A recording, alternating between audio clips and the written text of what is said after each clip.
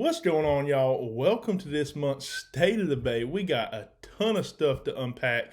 The trout bite has been on fire. Redfishing's been great. Flounder are still hanging around in the area. So we're going to get into where to catch those and how to catch them here in a little bit. But before we get into all of that, we'll go ahead and give a shout out to some sponsors here of this series. The first is going to be Taylor CPA. I have had my personal and business taxes done by Taylor CPA for years. Jason Taylor, who owns the business, does an amazing job. He handles people all the way from Texas to Florida. So if you're anywhere in Texas, Mississippi, Florida, Louisiana, and you're looking for a good CPA to handle your taxes this tax season, be sure to reach out to Taylor CPA. The next sponsor is none other than Sea to Swamp. I am proud to announce that Sea to Swamp is carrying our personal lures, the Hoodwink. So if you're looking to purchase the Hoodwink, you can drive over to Goshen, Mississippi, and check out Sea to Swamp. Sea to Swamp also carries a ton of lures that you can't find anywhere else unless you are shopping online, such as the Double D's, custom painted mirror lures, certain different jerk baits, death grip jig heads, a massive assortment of eye strike jig heads, as well as also a lot of freshwater stuff, apparel, tough boots, you name it. They got it. So be sure to head over to Sea to Swamp for all of your tackle needs. Now, with that being said, getting into the events that we have this month, speaking of Sea to Swamp is having their 5th annual Christmas tournament. That is December 17th. To enter this tournament, I believe it's $50 per team. So I believe it's 2-man team, $25 a person. And you have to donate at least a $10 toy or more in value, and those toys Rocky delivers to families in need every year. It is an awesome tournament for a great cause. Even if you're not wanting to fish the tournament, grab you a $10 toy, drop it off with Rocky. It goes to a great cause. I will be fishing that tournament this year. I look forward to it, and hopefully I'll see some of y'all out there. That's the only event that I have on my radar for this month. So we're just going to go ahead and dive into what the fish are doing. Let's talk about speckled trout first, okay? So speckled trout. The speckled trout fishing has been nothing but amazing over the last 3 or 4 weeks. They are definitely in their full winter patterns. We're finding them 4 or 5 miles up into the rivers, okay? So if you're wanting to target speckled trout, I would basically stick to fishing your main rivers like Dog River, Fowl River. If you're over on the Eastern Shore, Fish River, Magnolia, Fly Creek, Theodore Industrial Canals, that's where you're going to find your speckled trout right now. Now, when you're targeting those speckled trout, on your cold days, right, your mornings where we're in the low 40s, high 30s, something like that, that water temperature is going to be in the mid to low 50s. You're going to want to target those speckled trout in the bends of the river. The bends of the river typically is going to be where you're going to find your deepest holes. Those trout will stack up in those deep holes, and if you're in there chunking some lures, beach swim baits, the Hoodwinks have been killer. Y'all seen it here on the channel. You're going to get a lot of bites on those lures. So basically just get on Google Earth and look around your rivers.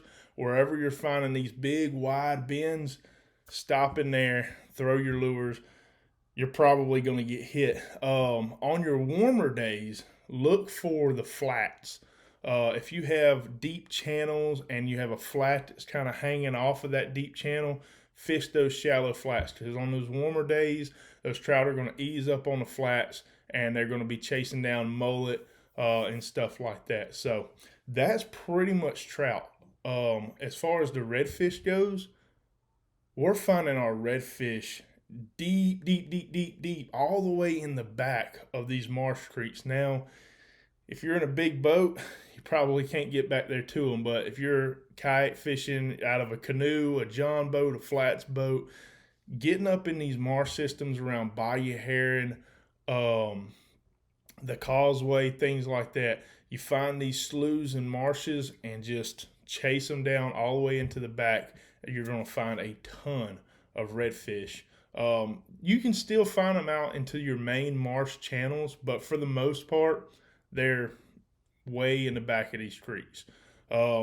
Flounder. So obviously, Alabama in November, the flounder season's kind of been closed, and it's closed because that's when the mass migration happens with these flounder that are heading offshore, and it kind of protects our flounder from being kept right before they go to spawn and lay their eggs. And they're really easy to catch around that time of the year because they're just flooding through the passes. They're out there on the beaches, this, that, and the other. With that being said, we have caught and released a ton of giant flounder here in the past couple of weeks. So we're still finding them around the mouths of the creeks. I was in Bayou Heron a couple weeks ago, and we caught easily a 4-pound flounder that was right at the mouth of the creek. So we're still finding them. They're not in big numbers. But yeah, we're just throwing those hoodwinks, slow bouncing around the bottom, and we're still picking up, 2 to 3 flounder pretty much every trip, but they are stacked around the mouths of the creeks. Some lures that are going to be really, really big players. Obviously, I'm going to go ahead and tell y'all the Hoodwink. It is our personal lure. I'll link that down in the description. But, you're seeing it here on the channel. I'm throwing it out there, and I am catching a ton of redfish, flounder, and speckled trout on those lures. They glide really, really well, and they are perfect for cold weather fishing. So pick you up a pack of the Hoodwinks, use those. If you're targeting redfish, they're chasing down a ton of shrimp that are in the back of these creeks. So voodoo shrimps, gulp shrimps, a Bug's Jig. If you throw the clickbait shrimp, is a great shrimp presentation. Clickbait shrimp from Bugs Fishing is an awesome lure for redfish. And then if you're targeting flounder, your Bugs Jig, your flats jig from Bugs Fishing is going to be a great lure, as well as the Hoodwink or a gulp grub, something like that, bouncing around the marsh. Another good trout lure this time of year is the Slick lure. Slick has a Slick Junior, which is a smaller profile. A lot of locals use that bait. I'm not a big fan of it. I don't like how slow it sinks, this, that, and the other. But there are a ton of people out there that throw it and have a great success. Another lure is going to be the Paul Brown Fat Boy. Big lure out in Texas. It works very, very well here. Rocky Brooks, owner of Cedar Swamp, he catches giant trout on the Paul Brown Fat Boys. It's one of his favorite lures. So they definitely do work for catching big trout in the area.